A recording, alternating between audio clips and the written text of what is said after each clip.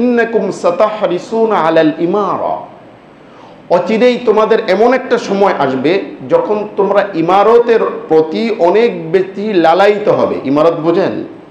ইমারত মানে শাসন, ইমারত মানে রাষ্ট্র দখল নেওয়া, ইমারত মানে হলো রাজা বাদশা হওয়া, সরকার হওয়া, প্রতাপশালী হওয়া, ক্ষমতাশালী হওয়ার, এটা হলো কি ইমারত। তোমরা ইমারতের জন্য লালায়িত হবে, ক্ষমতা চাইবে। ওয়া ইন্নাহা সাতাকুনু নাদামাতান ওয়া হাসরাতান, কিন্তু এটা তোমাদের জন্য মিষ্টতা হবে না। সাতাকুনু নাদামাতান ওয়া হাসরাতান, এটা তোমাদের জন্য লজ্জা এবং আক্ষেপের কারণ হয়ে দাঁড়াবে। ফানিআমাতিল মুরদিআতু ওয়া বিসাতিল ফাতিমাতু, আল্লাহ রাসূল সাল্লাল্লাহু আলাইহি ওয়াসাল্লাম খুব সুন্দর এক্সাম্পল দিয়ে বলেন, এই ইমারত ক্ষমতার সূচনাটা অনেক সুন্দর, ভালো, আল মুরদিআ, কিন্তু সেটার লাস্ট পরিণতি খুবই ভয়াবহ। ইমাম নাসাই ঠিক দুই জায়গায় এই হাদিসটি এনেছেন, 4211 নম্বর হাদিস, 5385 নম্বর হাদিস। তো আল মুরদিয়া শব্দের অর্থ হলো দুধ খাওয়ানো, আর ফাতেমা শব্দের অর্থ হলো দুধ ছাড়ানো। ফাতেমা বলি আমরা, ফাতেমা, ফাতেমা বলা হয় ওই নারীকে যেই নারী তার সন্তানের দুধ ছাড়িয়ে দিয়েছে, তাই না? মানে 2 বছর বা 2.5 বছর দুধ যে খাওয়ায়, খাওয়ার পরে দুধের বাচ্চাটাকে দুধ থেকে ছাড়িয়ে দেওয়া, এটা হলো ফাতেমা। ফাতেমা ওই নারীকে বলা হয় দুধ খাইয়ে তার বাচ্চাকে দুধ ছাড়িয়ে দিয়েছে।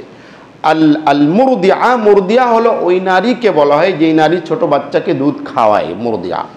নবী করিম সাল্লাল্লাহু আলাইহি ওয়াসাল্লাম বলেছেন, নি'মাতিল মুরদিয়া, দুধ যখন খাওয়ায় তখন এটা মজা লাগে, কিন্তু দুধ ছাড়িয়ে দিলে এটা বড় খারাপ, তিক্ত, খারাপ লাগে। তো আল্লাহ নবী সাল্লাল্লাহু আলাইহি ওয়াসাল্লাম এটা একটা এক্সাম্পল দিয়েছেন।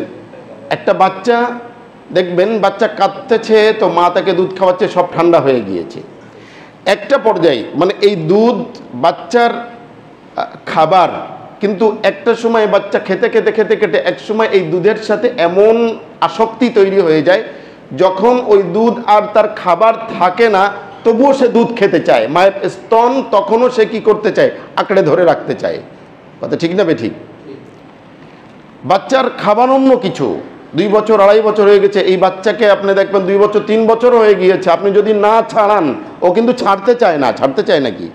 খেতে চায়, অভ্যস্ত হয়ে গেছে। নবী করিম সাল্লাল্লাহু আলাইহি ওয়াসাল্লাম বলেছেন, ব্যাখ্যাকাররা বলেছেন যে এই মুরদিয়া আর ফাতেমার সাথে কেন উপমা দিলেন আল্লাহ রাসূল সাল্লাল্লাহু আলাইহি ওয়াসাল্লাম?